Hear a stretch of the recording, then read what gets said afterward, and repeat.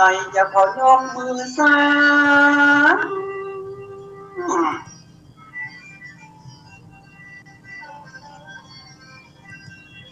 ตัวองเทวดาพิทักษาจันฟ้าตุติมิสักวกฟังหักษาพระอายาตีพระอายากาตนที่หักษาจันฟ้าเก้าปัญญาหญิงปัญญาพงพระรังจันยกิหักษาโมนำหุ่นสิ่งศักดิ์สิทธิ์ทั่วโขงเขตห้องตัวตองป่าเทศเมืองไทยปัจจุบันเตียนโคตมะตลอดถึงพระอริยเมตไตรเป็นน้อยไปสอนจากคนละโมก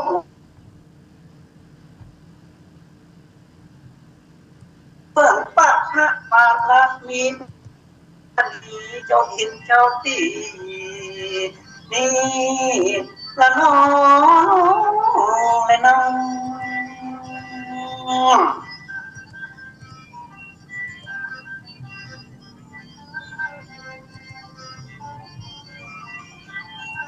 ครับสอบกล้องนะสอบกล้องไม่จบละ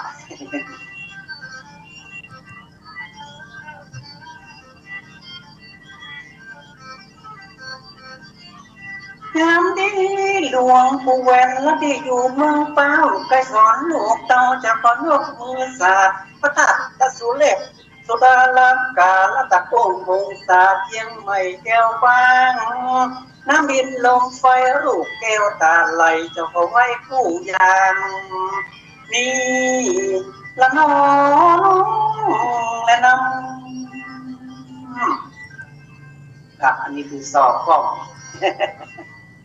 นะครับก็มาฟังกันนะครับรายการสปะเรื่องเมืองล้านนานะครับวันนี้มาฟังพระอาจารย์พระนางไกรสอนนะครับผู้จาพ่อแม่พี่น้องท่านผู้ฟัง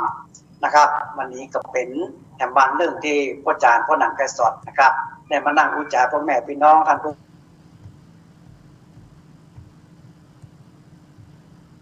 ฟังนะครับวันนี้หันทั้งภาพทั้งเสียงหน้าวันนี้มีลูกศิษย์ตัวน้อยๆเป็นตัวอีกหน้าวันนี้ทั้งทีมครับเป็นนักเรียนดีเด่นหน้ามาจบประกวดวันนี้นะครับจะมาเข้าร่วมรายการด้วยเยาวชนดีเด่นนะครับเดี๋ยวคือเป็นลูกศิษย์ของพ่ออาจารย์พ่อนางไกรสอนคือมาเรียนดนตรีพื้นเมืองนะครับที่พ่อนางไกรสอนได้สอนฟรีนะครับก็น้องพิมพ์ก็เล่นได้เป็นเบื้องต้นนะครับวันนี้ก็น้องพิมพ์จะได้เล่นโชว์ให้พ่อแม่พี่น้องท่านผู้ฟังทั้งหลายนะครับท่านผู้ชมทั้งหลายได้หันว่าน้องพิมพ์เนี่ยเล่นดนตรีพื้นเมืองได้นะนี่ก็จะเล่นโชว์คือกับพ่อแม่พี่น้องท่านผู้ฟังผู้ชมทั้งหลายได้เห็นในอินเทอร์เน็ต Facebook นะวันนี้ก็จะคือน้องครับเล่นกับพ่อนางไกรสอนนะครับเล่นที่พื้นเมืองน้องพิมจะเล่นซึ่งพ่อนางไกรสอนจะเล่นซีซาร้อเข้ากันวัน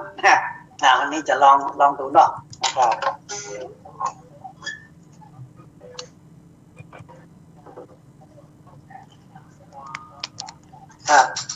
ลองแม่ปิงเนอะเพลงพื้นฐานพ่อแม่พี่น้องท่านผู้ชมทั้งหลายนะท่านผู้ชมทั้งหลายนะครับเล่นกับน้องพิมพ์นะครับโรงเรียนวัดศรีสุพรรณลองเล่นเลยลูกไปเลย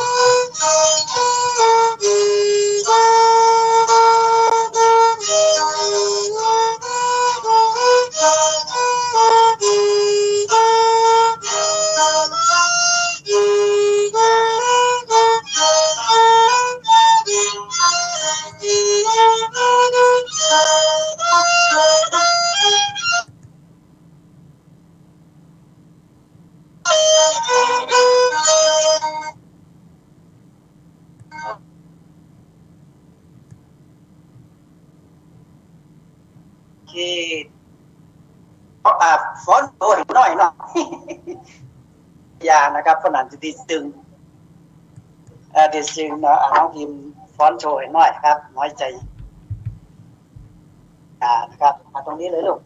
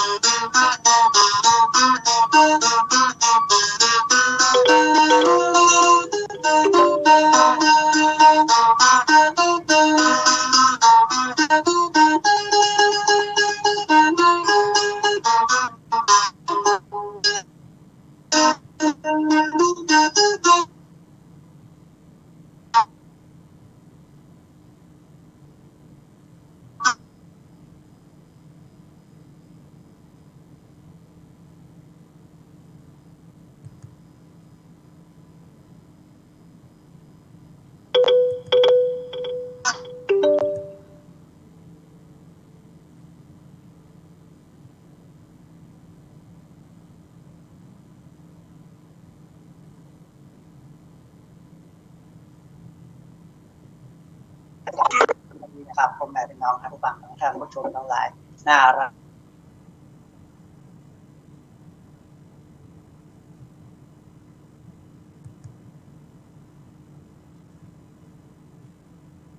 นะครับวันนี้ก็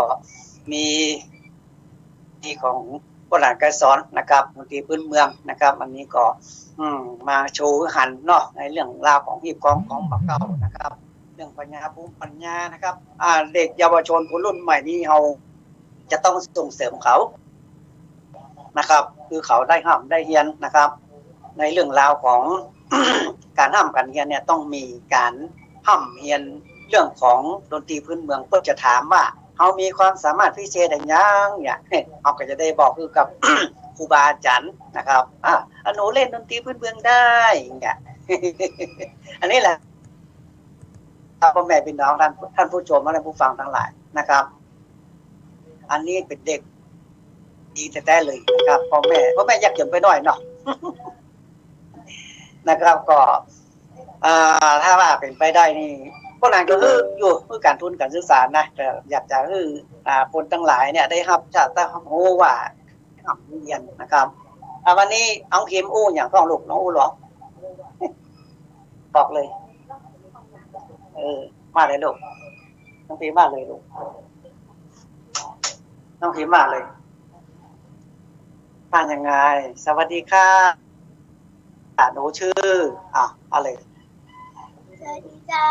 น้องพิมพ์เด็กหญิงสุธินันท์ชื่อเกียรติเจ้าอายุ8 ปีกำลังศึกษาอยู่ชั้นประถมศึกษาปีที่ 2ที่โรงเรียนเทศบาลภาษีสุพรรณเจ้าน้องพิมพ์ขอฟังเนื้อฝากตัวเนี่ยเจ้าขอบคุณเจ้าบักขจังอู้ตะไดละอ่อนเนาะเพราะว่าการอู้กันจ้าเนี่ยมันก็เป็นธรรมดานะครับเก็บมีอายข้องนะครับอันนี้แหละครับพ่อแม่พี่น้องท่านผู้ฟังทั้งหลายนะครับรายการสปาเรื่องเมืองล้านนานะครับเพราะนั้นนะครับได้ห้ามได้เรียนเรื่องดนตรีพื้นเมืองนะครับก็เอามาสืบมาต่อคือกับคนทั้งหลาย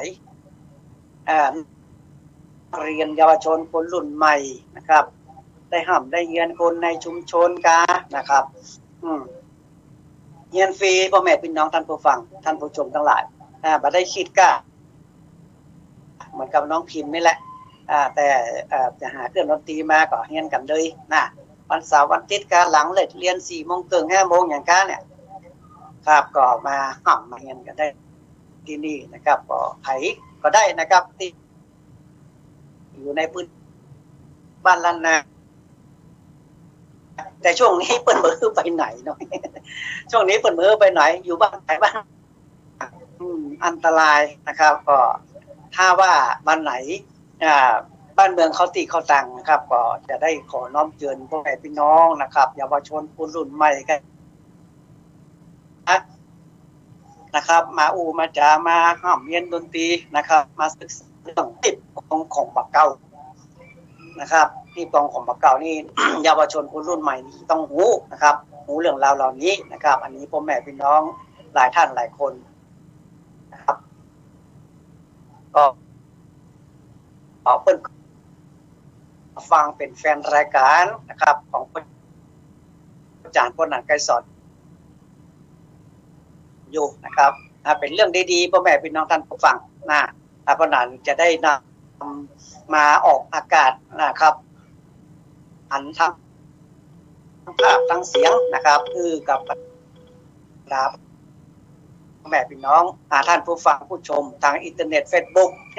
ทางสถานีของเรานี่สุดยอดเนี่ยพ่อแม่พี่น้องท่านผู้ฟังเพราะว่าจัดการทั้งหมดนะครับตั้งรายการทุกสิ่งอย่างเลยนะครับเพิ่นจะทำให้หมดนะครับ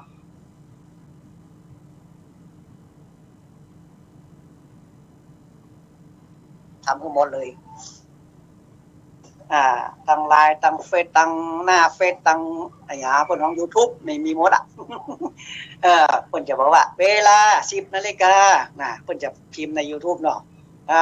สถานีวิทยุคลื่นพระพุทธศาสนาและวัฒนธรรมนะครับเจ้าของรายการคือผู้อาจารย์ปนัดไกรสอนอันนี้ก็เพิ่นจะพิมพ์ไว้ในอินเทอร์เน็ต Facebook ใน YouTube เอาคนเข้าหันทั่วประเทศทั่วโลกเลยดีกว่าเนาะ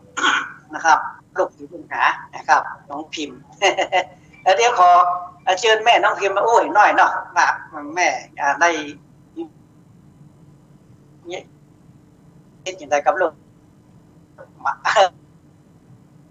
เอาเปิดมาเถอะเนี่ยเปิดมาได้เข้ามาเถอะเป็นยังนะครับเอาลูกสาวของพ่อเนาะน้องพิมนี้เป็นคนดีพ่อแม่พี่น้องท่านผู้ชมทั้งหลายเพราะว่าไปโรงเรียนไปเหมือนพ่อแม่ก็ไปส่งเราขับมา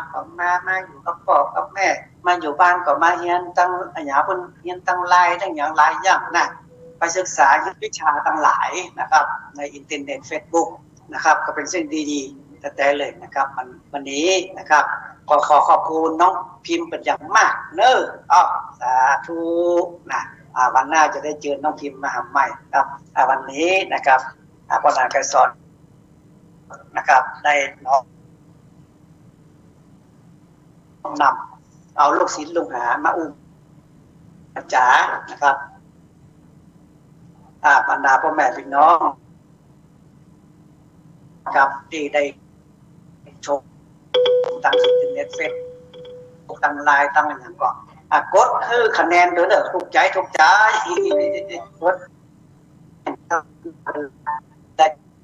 ครับกองของบอกเก่าของพระอาจารย์ปนัดไกรสอนนะครับก็มีศาสนาไหว้พรรษาการไปวัดไปวานะครับ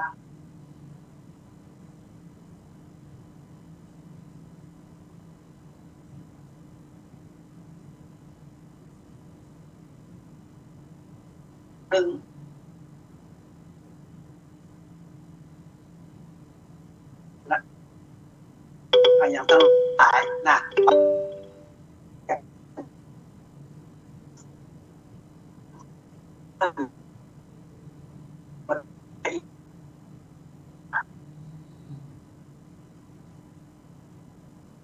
มีอันตรายจากโรคภัยไข้เจ็บคนจะไปไหนมาไหนก็ต้องระมัดระวังนะครับ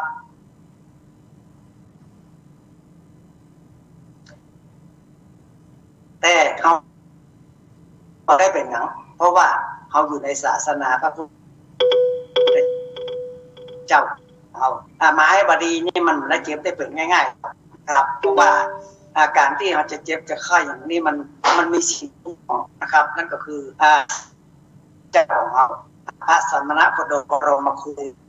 ที่เขาไปภาษากับทุกวันครูภาษาพุทธคุณธรรมคุณสังฆคุณอิติปิโสทลังอิติปิโสตรงไซอิติปิโสแปดต้านอิติปิโสมงคลพระพุทธเจ้านี่เอามาไหว้มาสาเขาละคุ้มครองรักษาให้แก่คนทั้งหลายที่ได้ฟังเป็นมงคลหมดใครประเจ็บประไข้สักคนถ้าคนไหนได้ฟังสถานีวิทยุ 104.50 นี่นะโอ้มันดึงบาดเจ็บบ่ไข้บ่เป็นอย่างเนิ่นจะบ่ก่อนนะครับ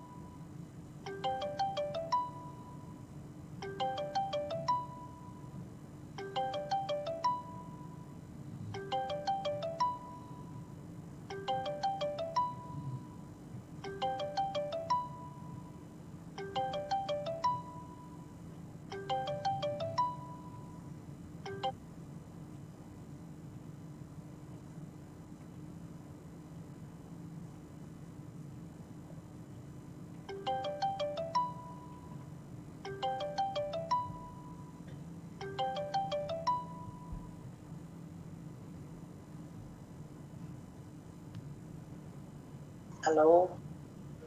เอาเลยครับ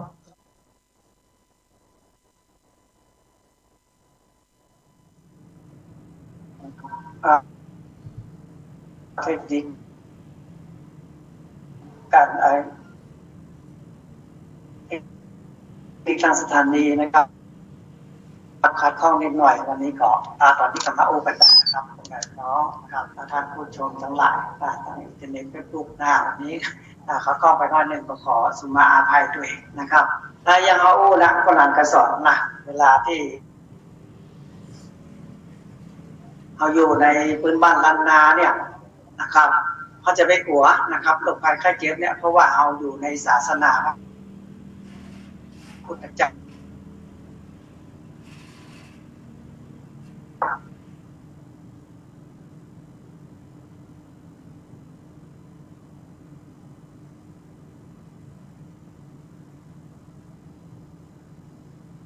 นะครับอยู่ในศาสนาพระพุทธเจ้าพระพุทธเจ้าในคุ้มครองนะครับเพื่อได้เจ็บได้ไม่ได้ไข้ได้หนาวนะครับตั้งมันจะมีพ้องตัวกันเจ็บกันป่วยกันไข้กันตายนี่นะเกิดแก่เจ็บตายมันก็มีพ้องแต่มันมานักนะตั้งร่างให้ได้นักแต่ใจเลยต่างประเทศนักมากๆเลยนะครับอันนี้ก็น่ากลัวนะครับก็มีความมีสติสิ่งทั้งหลายเนี่ยเป็นโรคภัยไข้เจ็บเนี่ยมันจะต้องเกิดขึ้นมานะครับบางคนมันนักมันล้นโรคนักมาไปมันก็ตายมันก็นี่ไปนะครับเหมือนกับสัตว์เหมือนกัน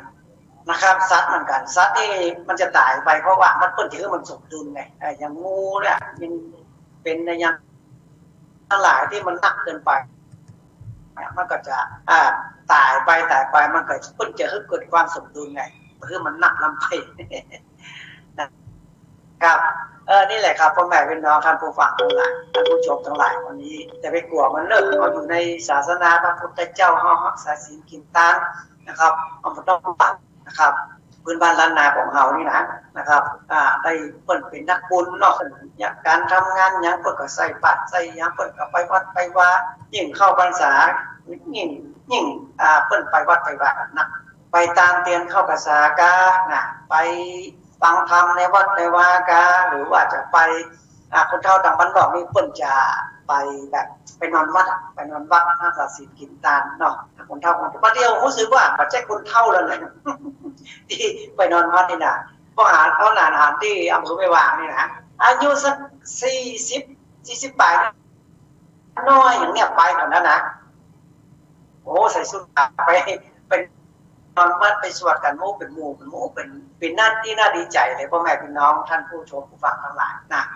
เป็นสิ่งดีๆเลยนะครับที่คนบ้านเฮาเมืองเฮาเนี่ยเข้าถึงศาสนาพระพุทธเจ้าของเรานะครับนี่แหละครับสิ่งดีๆทั้งนั้นเลยนะครับเปิดปากไปวัดไปว่าไปสวดมนต์ไปอย่างจะสังเกตได้หลายอย่างนะต่างบ้านนอกนี่นะสังเกตได้อย่างไรตอนที่เปิ้ลมีงานอวมงคลงานศพงานอย่างเนี้ยโอ้ก็จะรวมตัวกันเนอะคนเฒ่าคนแก่ทางบ้านนอกบ้านนาทางแม่วางนี่นะข้ามาที่เป็นโดนตรวจทุกเจ้า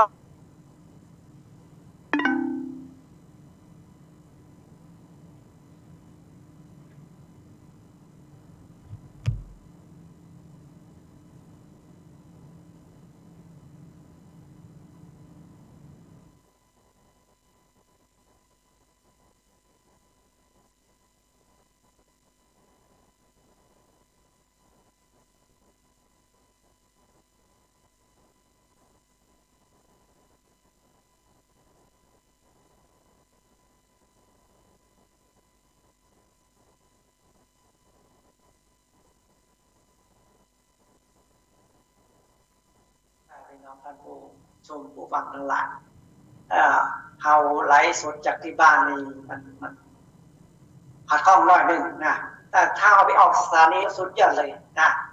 ต่อไปคงจะได้ไปออกสถานีมากกว่าเนาะมันได้ขัดข้องอย่างนะไฟเขียวตลอด60 นาทีเลยนะถ้าไปนั่งอู้สถานีนะครับต่อไปคงจะได้ไปนั่งอู้สถานีนะมันจะได้ปฏิบัติต่อกันนะครับวันนี้ทดลองมาได้นะครับทดลองออกที่บ้านประจานคนอ่านการสอนนะมันเลยขัดข้องทางเทคนิคนิดหน่อยนะเพราะว่าบ้านคนอ่านการสอนนี่ก็มี Wi-Fi ที่แห้งที่สุดเลยนะ มันก็ยังขาดต่ออยู่เนาะเพราะว่าหลายท่านหลายคนคนฟังแล้วก็ได้ประดับได้ก็หาย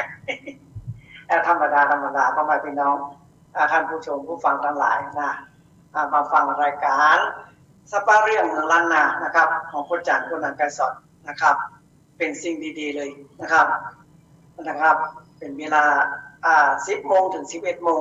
มันก็มาฟังกันได้นะ ความเจ็บความป่วยของคนทั้งหลายนะคนพื้นบ้านล้านนาของเขาเนี่ยมันถึงมีนะเกิด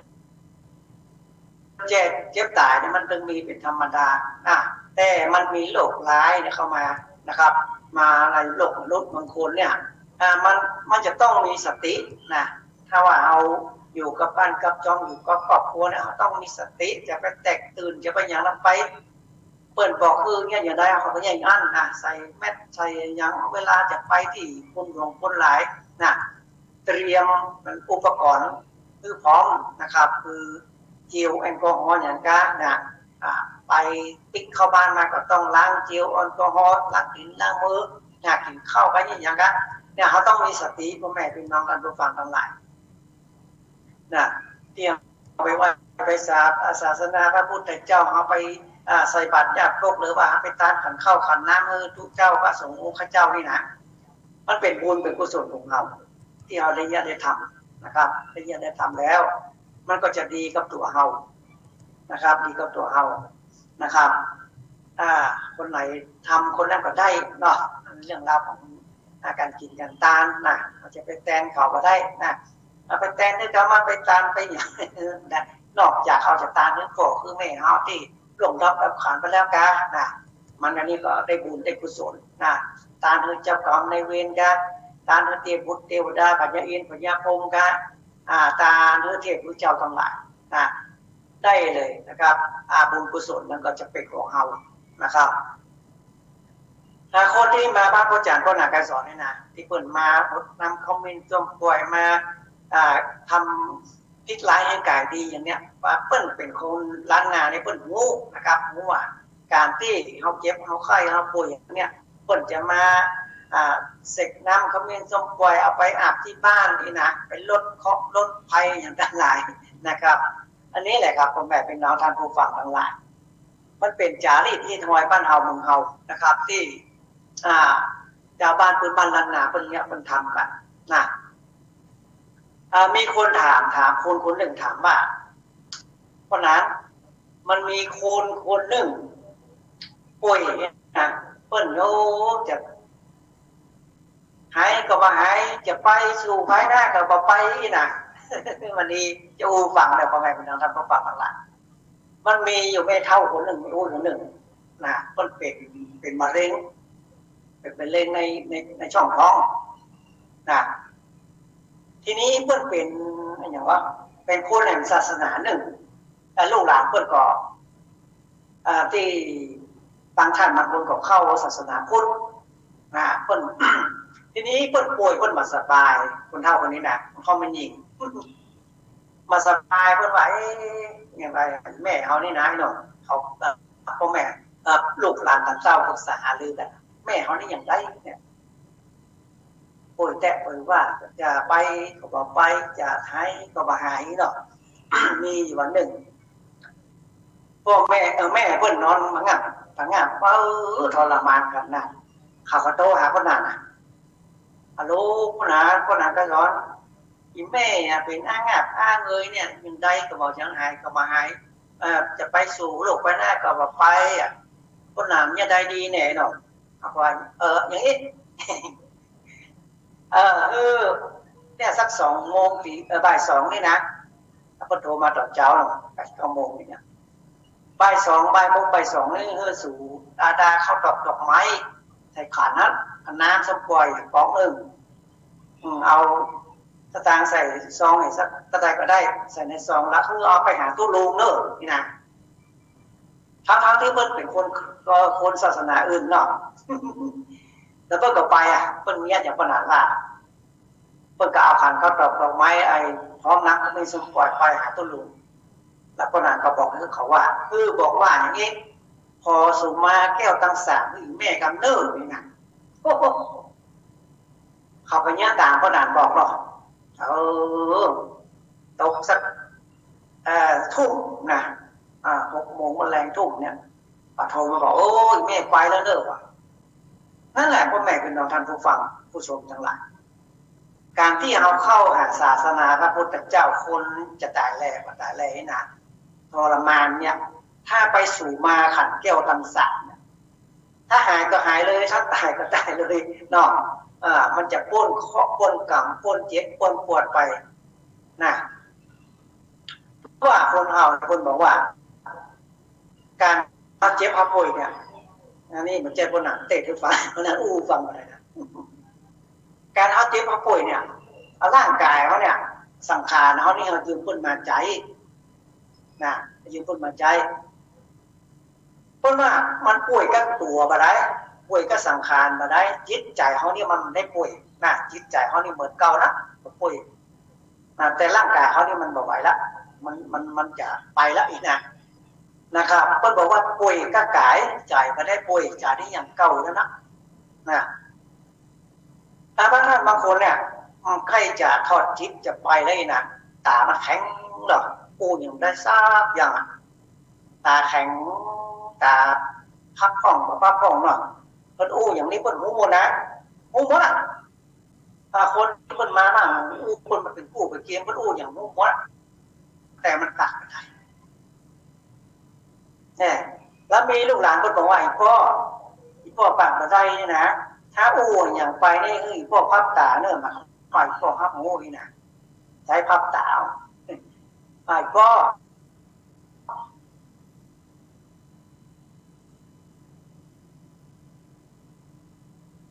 อาจจะใจสื่อตามนี้เอาใจถ้าอย่าเอาไว้นะถ้าเพิ่นว่าพ่อนี่บ่ไหวแล้วเน้อจะไปสู่โลกไปหน้าจากบุญไปสู่บุญพ่ออันฮับหัวเน้อนี่เนาะบุญกุศลนั้นใดที่พ่อได้เนี่ยได้ทำพ่อฮับไปเน้อพ่อฮับบุญเขาจนฮับบุญละอันนี้เพิ่นมีสติอยู่ใจเพิ่นว่าบ่ได้ป่วยก็กายมาได้นะครับถ้าสติของคนนี้มันใจหมายบัดนี้พ่อแม่พี่น้องท่านผู้ฟังพระนางเคยเป็นละอ่อนนะเป็นนั่งคอคนที่เพิ่นป่วยนะที่บ้านไม่วางนะเพิ่นป่วยเพิ่นคือเพิ่นจะลงรับตามขันละเพิ่นนอนติดสากมาเป็นปีแล้วนะมีวันหนึ่งคนไทยจะใกล้จะไปนี่นะแต่คนเฒ่าคนแก่คนหลวงมันยังกำนันอย่างเพิ่นมาแวกกันลุ่มหรอกแวกกันคนแก่นั่นที่จะลงรับตามขันนะคนแก่คนนั้นได้ตลอดเลยสะบัดสะเบิดได้หมดแล้วสักบึดคนบอกว่าวันนี้มืดแล้วเนอะมืดละตานี่มืดพออย่างมันมืดไปผู้สิ่งผู้อย่างหันอย่างละเนอะขนาดนี้สติขนาดนี้เลยนะเปิ้นมีสติเปิ้นปากได้ได้ขนาดเปิ้นจะไปสู่โลกไปหน้าเปิ้นยังออกมามืดแล้วเนอะมืดแล้วเนอะขอทุกคนได้อยู่สุขสบายเนอะก็จะไปละก็ไปแต่ดูได้สักกรรมนะลมออกปากทางผิวอันนั้นคือจิตเพิ่นออกไปละจิตวิญญาณเพิ่นออกจากปากไปผิวนะก็นิ่งแล้วก็หน้าก็เปิดก่อนมาบางห้างลอยเอาไปอาบน้ำอย่างไรอันนี้แหละครับพ่อแม่เป็นท่านผู้ฟังมันมีสตินะคนเฮานี่มีสตินี่มันสุดยอดเลยนะนั่นแหละพระพุทธเจ้าเพิ่นสั่งสอนว่าอยู่ที่ไหนคือมีสติเด้อนี่นะจะไปประมาทนะครับจะไปประมาทเนี่ยยังทำยังก็จะมีสติมีปัญญานะครับถ้าสติมาปัญญาเกิดอันนี้แหละครับพ่อแม่พี่น้องท่านผู้ฟังทั้งหลายในเรื่องราวของพื้นบ้านล้านนาของเขาเนี่ยนะมันเป็นอย่างนี้นะครับเขาต้องมีสตินะครับหลายท่านหลายคนที่พวกหลานหันมาเมื่อก่อนมาเนี่ยนะบางท่านบางคนไม่บางคนเนี่ยนะเพิ่นจะต้องรับขันละลูกหลานมาแวดกันลุ่มเชื่อก็เพิ่นนิ่งนะก็ถามแม่อย่างสวดอิติปิโสหรอไอ้เพิ่นก็ลาตาเนาะสวดอิติปิโสภะคะวะอะระหังสัมมาสัมพุทโธวิชชาจารณะสัมปันโนสุขโตโลกวิทูวานุตตโรบุริสธรรมสารถิสัทธาเทวามนุสนังพุทโธภควตินะเพิ่นก็สวดในใจเพิ่นว่าในใจเพิ่นก็ทีนี้เพิ่นก็สวดไปเรื่อยๆลูกหลานเพิ่นก็มาอยู่ตามข้างแบบนะเวลาลูกหลานเพิ่นเดือดอย่างไรสวดจะไปเดือดกูจะสวดมนต์แล้วแม่ก็สวดมนต์ไม่อุ้ยนะสวดมนต์อยู่ในใจนิ่งคนทั้งหลายนิ่งหมดแล้วไม่อุ้ยก็สวดมนต์ได้เลยอันนี้แหละครับเป็นสิ่งดีเลย เปิ้นเข้าถึงศาสนาพระพุทธเจ้าของเรานะครับเข้าถึงศาสนาพระพุทธเจ้าของเรานะครับ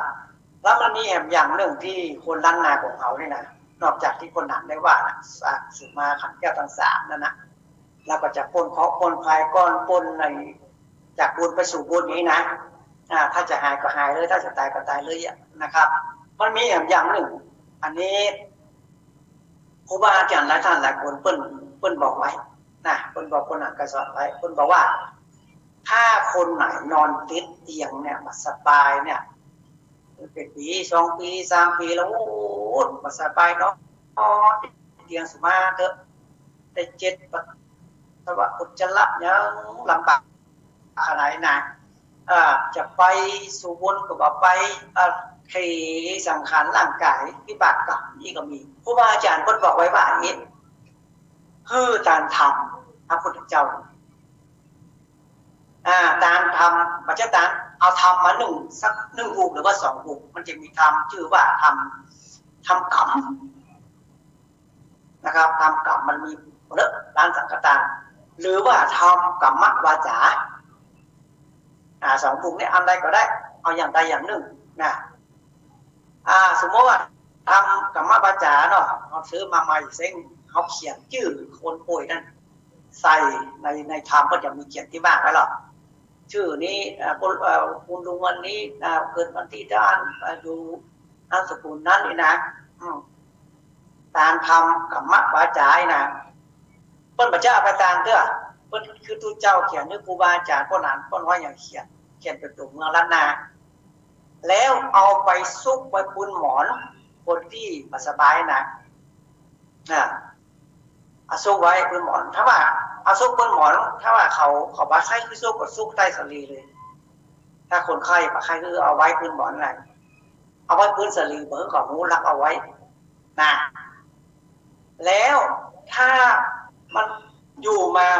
เนี่ยถ้ามันมาหายเนี่ยมันก็ไปสู่โลกไปหน้าดูดีนะครับถ้ามันหายก็ดีหรือว่าบ่หายก็ดีทำมันนั้นพระเจ้าเป็นตานุตุเจ้าทำที่เขียนไว้เอาพื้นสลีนะทำกรรมวาจานะมดหายหรอกหายจากโรคภัยไข้เจ็บอุ้มถึงข้อรับน้ำลงเตียวได้สบายได้นะพระเจ้าทำนั้นเป็นตานุตุเจ้าทำกรรมวาจานะเอาไปการขันเข้าขันน้ำแล้วทำนั้นสักตัวชื่อของคนป่วยที่หายจากโรคภัยไข้เจ็บนะเอาไปตามทุกเจ้าทุกเจ้ากับปอนนะครับเอาอันนี้แหละครับเป็นจารีตที่หอยบ้านเอาของเราที่ภายกับไข่มุดเต้าไก่ทำกรรมวาจาเนี่ยมันเป็นแบบว่าเขาเคยแจ้งเคยด่าเคยว่าทุกเจ้าพระสงฆ์องค์เน้นกันด่าพ่อด่าแม่กันอย่างมันเป็นกรรมปากวาจาเป็นบัญชีกรรมปากทำกรรมวาจาเนี่ยหรือว่าทำกรรมคนจะเอาตานึกกับคนนอนติดเตียงเนี่ยเขียนแล้วก็เอาไว้บนพื้นหมอนโบราณมาลุมก็เอาไปตามนะคือตุเจ้าอันนี้เป็นวิธีกรรมที่พื้นบ้านล้านนาของเขาคนนี้เป็นทำนะครับคนนี้เป็นทำให้คนหายจากโรคภัยไข้เจ็บบางท่านบางคนนี่นะดูฟังเนาะอันลุงเขานี่นะป่วยปัสสาวะนะคนว่านะคนดูฟังคนอ่านฟังป่วยปัสสาวะโอ้กินอยู่บอมของเจ้าข้อกินที่กินได้นะกินคนบอกว่าคนว่ามันมีพรหมมีพายมีผีมีพายอย่างมากินตัวอันนี้แหละเพื่อทำกรรมวาจาไว้เรื่องมันเลยนะไว้ให้คนไข้ที่ติดเตียงมันจะหายเลยที่เป็นพวกเป็นพายมาแอบมากินตัวนี่มันก็บรรจุตัวมันไปละหัวนะครับถ้าเราทำวิธีอย่างนี้นะหัวแต่คนบอกว่าทำที่จะไปไว้เนี่ยต้องคือพระสงฆ์องค์เจ้าตนที่มีปฏิบัติชอบหรือคนน้อยคนหนาที่คนถือศีลถืออย่างดีๆนะแล้วก็เอา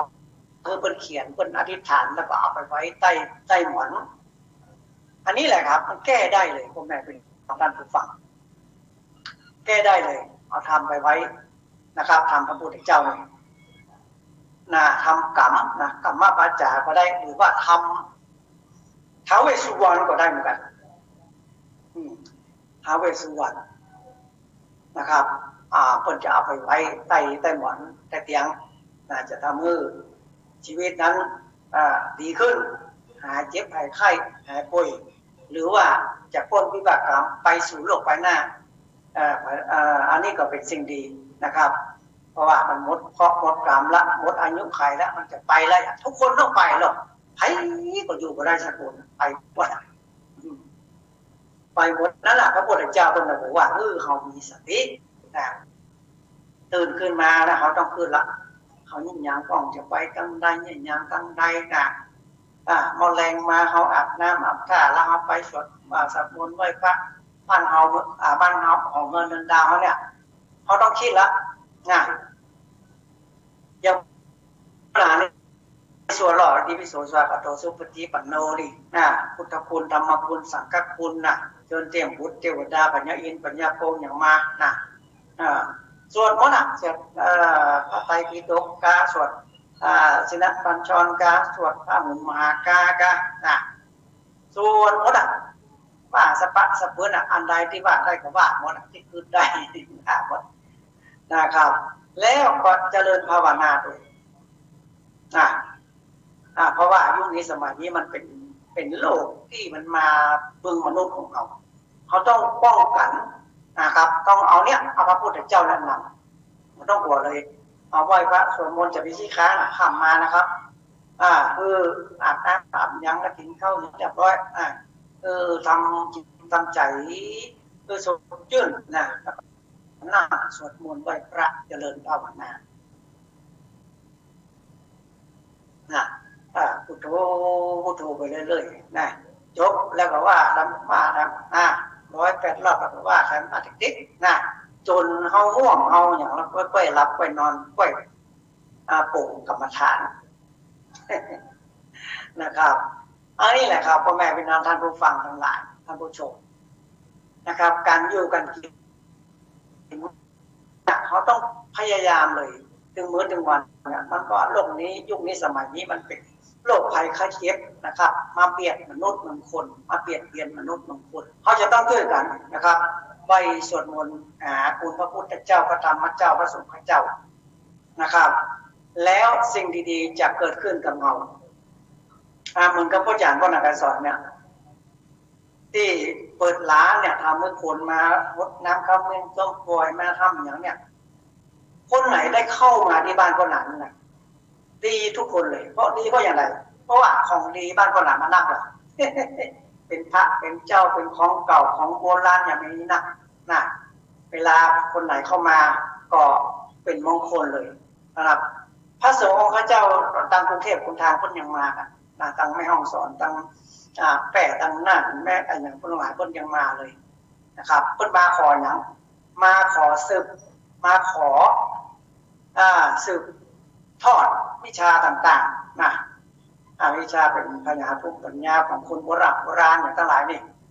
คนหลายนะครับได้ห้ามได้เรียนมาตั้งแต่เล็กแต่น้อยนะคนหลายมีเยอะมากๆเลยนะเป็นมียันเตียนการหาบทน้ำก็เป็นช่องปล่อยกันอย่างกันนักแต่ได้เลยเพิ่นหูได้อย่างไรเพิ่นหัดใน YouTube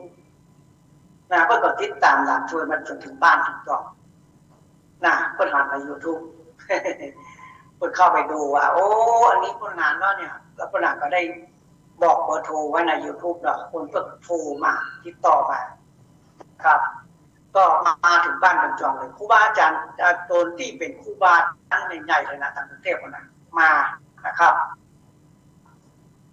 มาบ้านคนนั้นโอ้คนมานี่คนมีปริวารมาโดยหมออันโรคโควิดมันมาร้ายแรงเนาะคนมานะครับลูกศิษย์ลูกหามาเป็นดำรถนะครูบาอาจารย์หลายที่หลายทางเป็นดาราเป็นอย่างก็มาสืบมาทอดพ่อแม่พี่น้องท่านผู้ฟังสืบทอดของดีเนี่ยบ้านเฮาเมืองเฮาที่เฮาได้งานได้เรียนเนี่ยเพิ่นบอกว่าหลายท่านหลายคนที่อยู่สงกรุงเทพน่ะเพิ่นความคิดของเพิ่นอย่างนี้เพิ่นเป็นครูบาอาจารย์เหมือนกันนะแต่เพิ่นอยากจะได้ครูบาอาจารย์แต่ละภาคคือมันครบนะ เปิดไปทางใต้นะทางใต้ทางใต้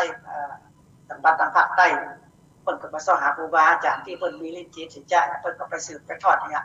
เปิดมาทางภาคอีสานเปิดก็ไปสอบครูบาอาจารย์ที่มีฤทธิ์จิตสิจะมีความรู้นักเนี่ยทางภาคเหนือเอาเนี่ยเปิดก็ใครได้เหมือนกันก็ได้ครูบาอาจารย์ทางภาคเหนือเปิดก็มาหาคนนั้นใครสอนนะคือผู้ศึกษาอย่างศึกษาจากที่ผู้นำได้ลงไว้ใน YouTube อินเทอร์เน็ต Facebook แล้วเพื่อนก็เข้าใจอันนี้มันเป็นของเก่าอะไรอย่างเพื่อนก็ติดต่อมานะอันนี้เนี่ยครับเป็นสิ่งดีเลยที่ว่ามีคนสืบคนทอดอยู่คงสืบทอดอยู่นะครับเพิ่นได้ห้ามได้เยียนกันถ้าเอาองไว้ก็หายเนาะถ้าเอาคายออกมาคนอื่นพัดได้ครับได้หูได้เยียนเนี่ยมันก็รอดมันก็อยู่นะองหายใครอยู่องหายใครหรอกนะครับอันนี้แหละครับเป็นสิ่งดีๆเลยนะแต่อย่างคนอ่านได้ห้ามได้เงินอย่างมนต์ทรงป่วยแก้เนี่ยธรณีสันเอกธรณีสันหลวงเนี่ยมันเป็นสิ่งดีเลยที่เราได้เอาเสกได้มนต์เอาทั้งหลายมนต์ให้กับคนทั้งหลายเอาน้ำขมิ้นทรงป่วยไปอาบไปหดเนี่ยลดเคราะห์ลดภัยอย่างเงี้ยอันนี้มันเป็นพิธีกรรมของคนพื้นบ้านล้านนาโบราณนะครับอย่างคาถาธรณีสันเอกเนี่ยโอ้ท่านคนอะไรได้เป่าได้เสกใส่เก้าใส่หัวได้เอาเสร็จส้มป่วยไปอาบไม่นานดีเลยนะพ่อแม่พี่น้องกันผู้ฟังผู้ชมทั้งหลายธรณีสันเอกนี่เนี่ยองค์สิทธิการครูบาอาจารย์ครูประเสริฐล้ำเลิศแก่หมดทั้งหลายนะโพธิภายเสด็จเพชรอาคมอุดมไปแก่กูโอมสวายกูจักสละเล็กดินเพชรตกไปด้วยน้ำกูจักสละคายแห้งจักไปด้วยดินกูจักสละมณฑินอย่าให้มณฑินสั่งมาใกล้กูจักสละป่าป้ายอย่าให้ป่าป้ายสั่งมาพันกูจักสละโยนยานอย่าให้โยนยานสั่งมาแปดได้ต้องยาแฝดท่านกูจักแก้เสียถูกต้องยาพายท่านกูจักแค่เสียหมดแหนเป็นไข้บอกแขนกูจะแก้เสียเงินอยู่แค่ชื่อกูจะแก้เสียคำร้ายท่านต่อตนกูจะแก้เสียเป็นมหูชื่อกูจะแก้เสียเป็นคนเสียงมาออกกูจะแก้เสียผีมักหลอกบังอ้างกูจะแก้เสียเป็นคำมหูกูจะแก้เสียเขี้ยวอยู่ซื่อจอกูจะแก้เสียนอนคืนมักฝันร้ายกูจะแก้เสียขับไข่นอนมารับกูจะแก้เสียขับคืนอยู่ในใจกูจะแก้เสียคืนอยู่ใจไว้กูจะแก้เสียจังไรท่านมาเกาะกูจะแก้เสียท่านข้อ43มาต้องกูจะแก้เสียได้ความ65มาถูกกูจะแก้เสียสุขสัตว์ดูใดกูจะกระเสียสุขสัตว์ดูดิกูจะกระเสียท่านมักขิดมักเถงกูจะกระเสียท่านเสียงซอมมากูจะกระเสียท่านหุ่นการดังยิ่งกูจะกระเสียข้อเป็นร้ายเสือมาโผล่ไปใต้กูจะกระเสียข้อไม่จำเป็นกูจะกระเสียเหตุตัวคิงมักเกิดกูจะกระเสียอยู่ที่เมื่อเสียเองของกูจะกระเสียบุญนางกองสโลกูจะกระเสียตั้งตาผักยาอยู่สังยอนกูจะกระเสียซึ่งน้ำตาทุกหลังกูจะกระเสียสั่งน้ำตาทุกไหลกูจะกระเสียตัวคนต่อไปกูจะแก้สัตว์ถูกได้สร้างไม่สาราวีกูจะแก้เสียผีถูกได้สร้างมาเป็นโจรกำมลกูจะแก้เสียคนถูกได้สร้างมากระทำร้ายข้ามชลากูจะแก้เสียน้ำจากไหลกูจะแก้เสียไฟจากไม้กูจะแก้เสียสละมุตตะสละมาปากเสียสินกูจะแก้เสียสิยาเตื้อปินต้นไม้กูจะแก้เสียข้อตั้งไหลเป็นต้นวัดที่จะนำการพุทธพัฒน์ศึกษาลำเกียรติลักษณะจาตะตัวเคาะสัมภเคาะสัมภต้องอุบัติอุปการพระเพิงอุบัติพระพายอุบัติพระนารายณ์อุบัติพระสงฆ์อุบัติพระยมอุบัติพระคิดพิสุอุบัติกูจะกระเสียเป็นพญาตั้งตาลำบากกูจะกระเสียองค์ไก่ขัดแตกหนีเห็นเข็นอยู่กินเนี่ยไรกับเจ้าของในเสียงนี้นะเชื่อมีของจ้าออกจากถ้ำก่อนในเสียงนี้พัมจะหนีจากคอนก่อนในเสียงนี้นอนจะหนีจากกินก่อนในเสียงนี้ผีเสื้อจะหนีจากโดมบนในเสียงนี้องค์เพชรสะเพ็งไพองค์สตาไพของดับไปกับสมปล่อยย่อยประเดือกระถาคมครูหาแก่สายกันนี่แหละธรณีสันเอกธรณีสันหลวงเพื่อนอาเสกสมปล่อยของแม่พี่น้องท่านผู้ฟังผู้ชมทั้งหลายเพื่ออาเสกสมปล่อยนะมาต้องไปพอแบบพอเล่มอย่างเช่นอย่างว่าลดเลยว่าได้เบื่อมากๆเลยเพราะว่าคนมันมาทำเยอะนะเอาเลยจับคืนอกคืนใจเนาะนะครับอันนี้แหละครับของดีบนบ้านล้านนาของเรานะครับควรจะสืบจะทอดกันไปเรื่อยๆเนาะครูบาอาจารย์หลายที่หลายตาพวกก็มาสืบมาทอดนะครับอันนี้แหละครับของดีล้านนาของเรานะครับเป็นที่ว่าบ่ให้มีจังไรสักเท่าใดนะธรณีสันเอกธรณีสันหลวงนี่โอ้มาสังเกตหลวงนี่นะสุดยอดพ่อแม่พี่น้องท่านผู้ฟังผู้ชมทั้งหลายนะ ใครก็ได้มาซื้อมาต่อมาเอาได้บ้านคนอ่านได้คนอ่านพิมพ์แจกฟรีพิมพ์แจกนะมาฮับเอาที่บ้านคนอ่านเนอะยินดีต้อนรับทุกท่านทุกคนนะที่จะมาสืบมาทอดนะครับคนเฒ่าคนแก่ครูบาอาจารย์เยาวชนคนรุ่นใหม่ก็ได้นะเป็นอ่อนเป็นยังก็ได้เป็นคนดิบก็ได้นะก็ต้องเป็นน้อยเป็นนานก็ได้นะเอาไปห้ามไปงานไปเป่าไปเสกไปท่องให้มันจำนะเวลาลูกหลานจันเต้าเขาอยากจะหดน้ำเขาไม่สมควรก็เอาเสกเขาเป่าก็ได้หรอกเอาจะต้องมีฤทธิ์มีเดชต้องมีความจำนะเสกเป่าคู่กับคนทั้งหลายนี่ดีแท้ๆเลยนะเลยเวลาทำ4 นาทีจะได้คืนเวลาให้ทางสถานีวิทยุเพื่อนพระพุทธศาสนาและวัฒนธรรมนะครับก็รู้สึกว่าการที่ลายเสียงเข้าไปนี่รู้สึกว่าจะขาดข้องไปหน่อยนึงนะเดี๋ยวจะได้คิดปรับปรุงใหม่เนาะทั้งที่ Wi-Fi บ้านคนนั้นก็ดีมากๆเลยนะมันก็เป็นตัดเป็นท่อนเป็นแท่งก็ขอสุมาอาภัยด้วยนะครับก็บอกอย่างนะครับเดี๋ยวเราจะปรับปรุงเพื่อดีในการที่ออนไลน์เสียงออกไปนะครับมันอาจจะมีข้อผิดพลาดที่นิดหน่อยนะครับมันเป็นปฏิบัติต่อเนาะบอกยกมือ10 นิ้วขอสุมาอภัยด้วยเนอะเดี๋ยวจะปรับปรุงเพื่อดีขึ้นนะเห็นทั้งภาพได้ยินทั้งเสียงนะครับสถานีวิทยุไฟหินนะแต่ท่านพระครูสมุวิสุวัตก็ได้ทำเพื่ออยู่นะครับทำแบบทำทาง YouTube การทำทางหน้าเฟซการหรือว่าทำทางไลน์การก็จะทำให้พร้อมหมดนะก็ถ้าฟังถ้าดูกันได้นะครับเรื่องราวของอาจารย์คนนั้นไกรสอนนะยังมาบดมาเสี่ยงยังอู้กันไปเรื่อยๆอยู่นะครับของนี้บนบ้านนาของเรานี่จะมองมันมาเสี่ยงง่ายๆนะเขาจะต้องสอบหามาอันใดที่เจ้าบ้านเจ้าจองคนยังหมอมูเดี๋ยวเอามาเล่ามาอู้มาจาพ่อแม่พี่น้องนะครับหลายท่านหลายคนได้ฟังได้ยินได้ฟังว่าโอ้อันนี้เปิ้นอย่างนี้เลยนะบางท่านบางคนบอกหูบ่ถึงนะเพิ่นว่าพี่หู2น้องหู1หูแล้วก็หูแถมนะเป็นความหูรอบตัวความหูรอบตัวนะเอาหูไว้ถึงดีนะครับอันนี้แหละครับพระนางไกรสอนนะครับจะได้สรรหามาฮื้อกับบรรดาพ่อแม่พี่น้องนะครับ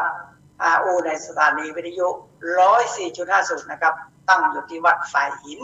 นะมาฟังกันได้เนิ่นทุกวันอาทิตย์นะครับตั้งแต่ 10 โมงถึง 11 โมงนะเหลือเวลา2 นาทีนะจะได้คืนเวลาให้ทางสถานีเพิ่นไปนะครับก็ไปใครหาเมื่อจันทร์วันดีเด้อโทรมาหาคนนั้นนะครับที่082-888-1756ไปเบอร์เก่าเบอร์เดิมแล้วนะถ้าไปจดประธานโทรไปถามท่านพระครูพุ่นวัดป่าหินพุ่นเบอร์คนนั้นเบอร์อย่างนี้นะครับเอาละมานี่ครับเหลือเวลานาทีเดียวนะครับเดี๋ยวจะได้คืนเวลาให้ทางสถานีกันไปนะอย่างเมื่อจันทร์วันดีหีบกองของบอกเก่านะครับปรึกษาหารือเรื่องเป็กตุปวดพระขึ้นบ้านใหม่ตั้งศาลพระภูมิยกเสาเอกห้องก่อนแต่งงานอย่างน้อมเจิญเนิดครบวงจรนะครับอาจารย์คนนั้นก็สอนวันนี้นะครับจะได้ยกมือ10 นิ้วลาพ่อแม่พี่น้องท่านผู้ฟังไปก่อนทุกวันติดนะครับ10 โมงถึง 10 โมงบอกว่าวันนี้จะได้แต่งคนหลวงสว่างคดิจันทร์ก่อนถ้าแต่งก็คนบ่ายโมงถึง3 โมงเนาะถ้าไม่ได้แต่งก็ไม่ยักนะครับวันนี้ก็ขอบคุณยินดีกับพ่อแม่พี่น้องท่านผู้ฟังทุกท่านทุกคนจัตตาโรธรรมาวัฏฏิอายุวันโนสุขังพระบัง